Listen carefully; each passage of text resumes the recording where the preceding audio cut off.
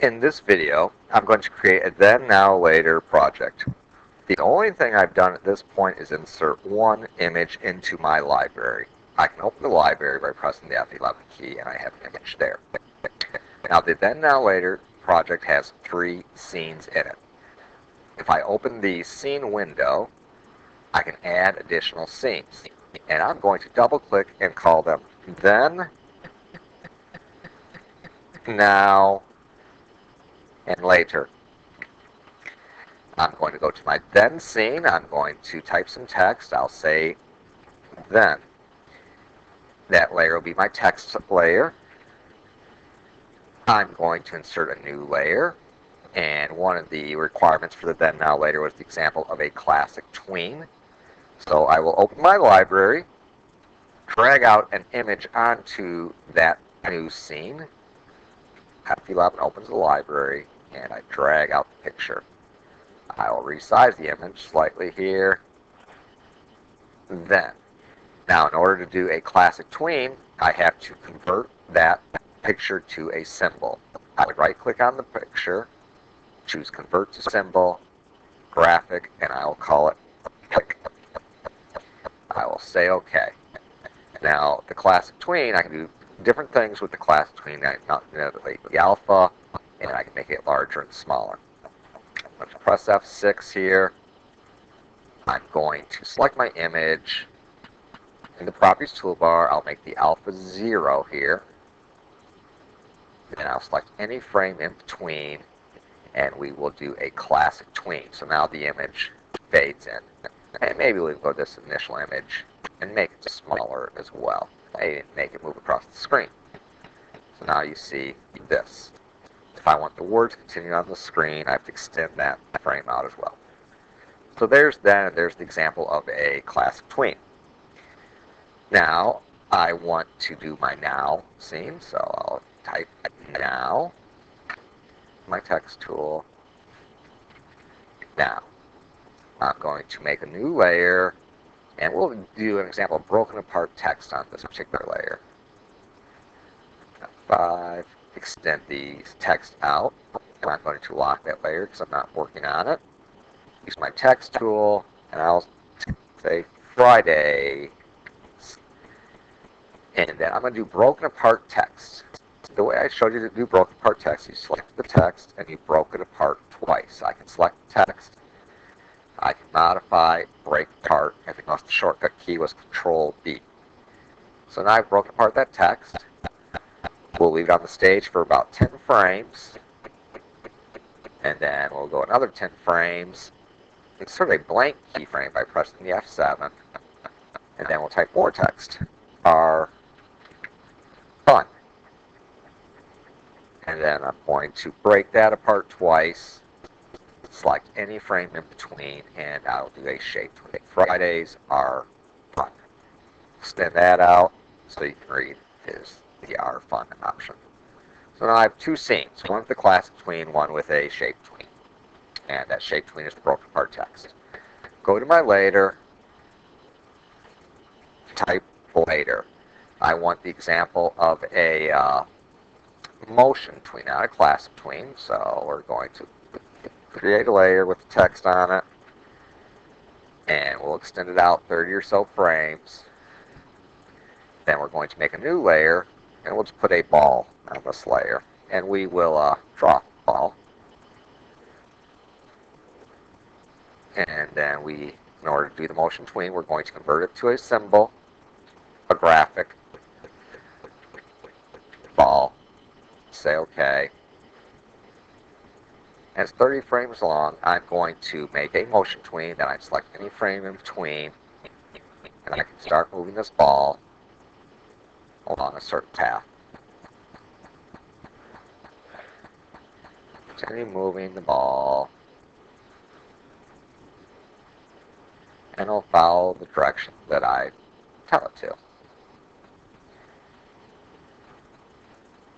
So it ends pretty much where it starts. So now if I test my movie, I'll have 3 scenes, a unique action, or not action, but unique things occurring in each scene. The picture, the broken apart text, and the motion tween. Now, it goes 3 scenes continuously. So I have 3 scenes, and I have broken apart text, motion tweens, and classic tween.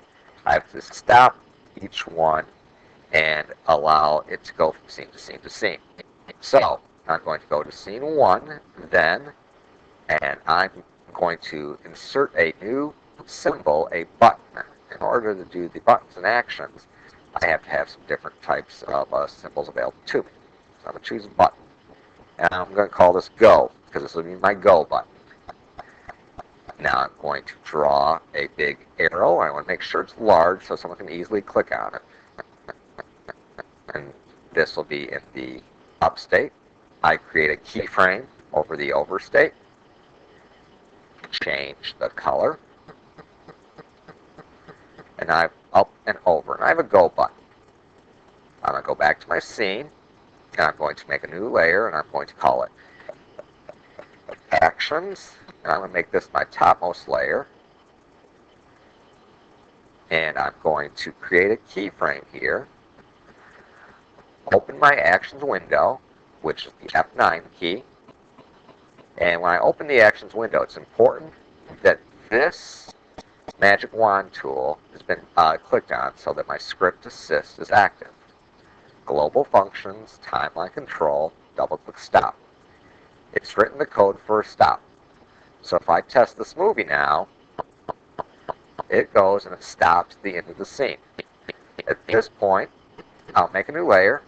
I'm going to call it Button. And I'm going to make a keyframe at the end of the scene. Open up my library and drag out that button. Now with the button selected, I'm going to open my Actions window and I'm going to double-click Play. It writes the code on release Play, which will play that button. I need to do that on the now scene and the later scene as well. And a couple steps. Make a new layer. Actions. Make a keyframe.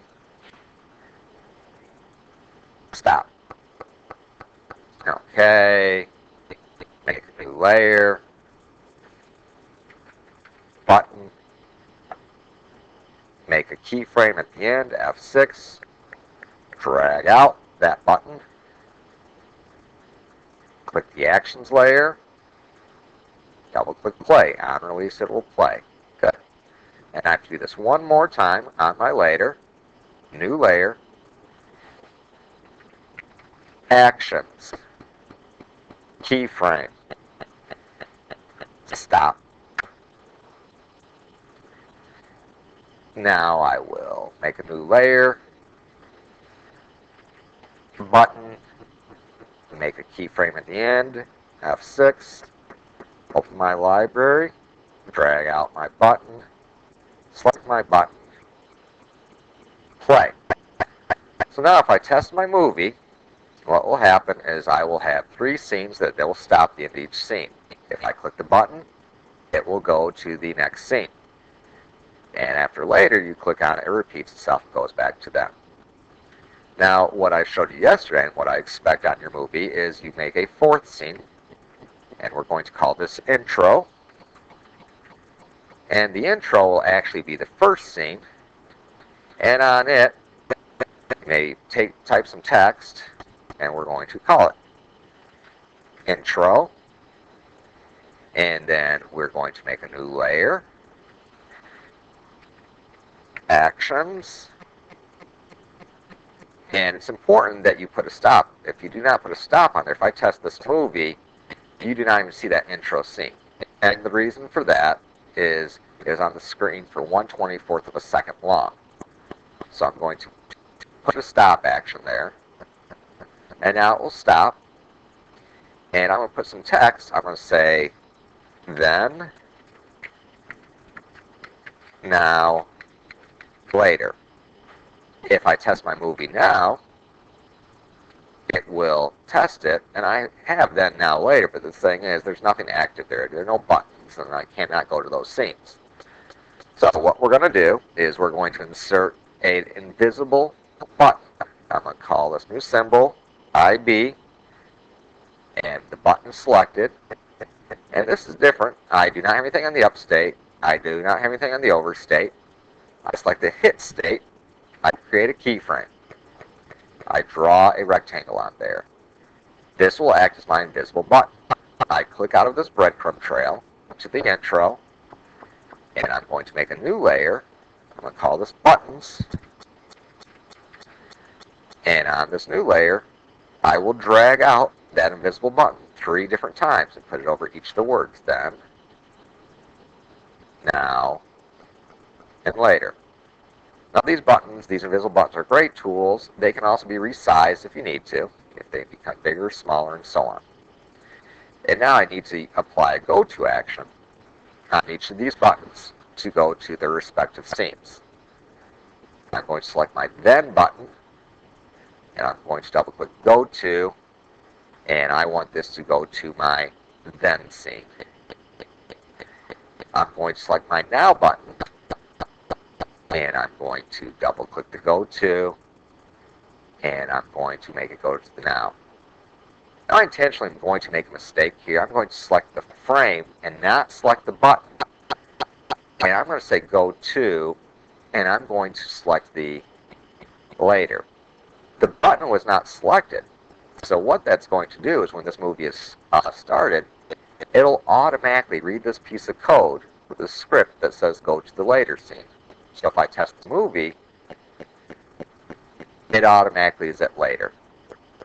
It automatically goes to the Later scene. Okay? And we don't want that. So we have to select this, open my actions window, and remove that piece of code. I'm going to select the Later button now. Move this over. Select my Later button. Now, multiple things are selected here. Okay. Layer selected. Go to, and select my Later. Now I saw something on test. I want to look at this later super quickly and make sure that is active. Okay. Let's test the movie now and see what we have.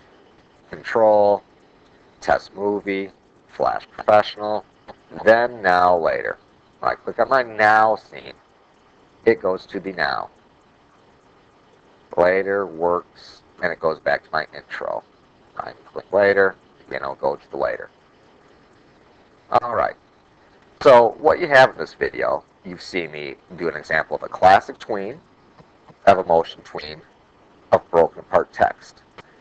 You've seen me apply stop actions to each scene and create a button that'll go to the next scene. You've seen me create a 4th scene, and on that scene, you've seen me create invisible buttons, drag those buttons out, then supply the scripting using the actions window to go to 3 different scenes. That is the minimum I'm expecting for the Then, Now, Later. In my example, I do not have the minimum of 6 pictures that I'm looking for, but everything else has been covered. And I've done this in about 15 minutes. I've given you time to complete this, and this is what I'm looking for in the Then, Now, Later movie. Good luck, guys.